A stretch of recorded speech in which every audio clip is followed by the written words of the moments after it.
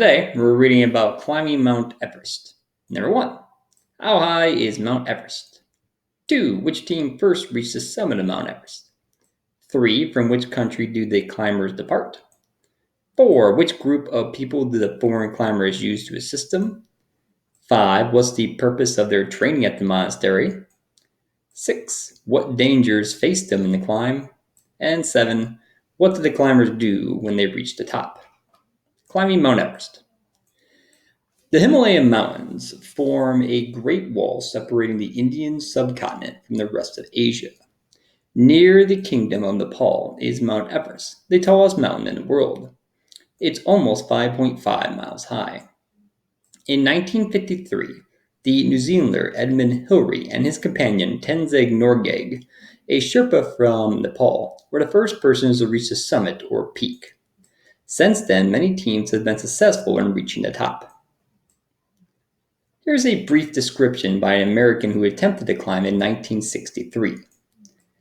The team begins its climb at Kathmandu, a city of temples and palaces in the wooded valley of Nepal. They draw up plans, look over maps, and gather supplies. This work takes about 4 weeks.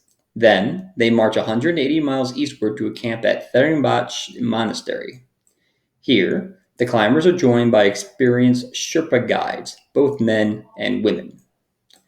There are as many as 1,000 people in the party. This large force is needed to carry supplies, maintain a series of base camps along the way, and carry out many scientific tests. Then, the climbers begin 3 weeks of training. Lungs are gradually acclimatized or adjusted to higher altitude's height, and muscles tighten as they practice their mountaineering skills. After several weeks, they can begin their climb. The climbers pick their way along carefully along the rocks, ice, and snow. At each place, they set up camps and drop off some of their supplies. They use walkie-talkie sets to communicate among themselves and those left behind in the camps. At a height of 23,000 feet, they begin to draw on their oxygen tanks. Otherwise, they would become nauseated and their vision would blur. At this height, the winds blow continuously, and they're so loud that sleeping is impossible. They make camp on a ridge at 27,900 feet.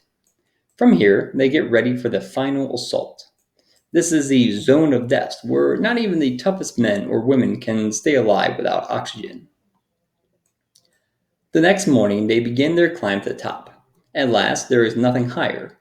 They're on top of the world, Mount Everest. They take photographs and look out at the world around them. Okay, you want to answer those questions? If you would, please.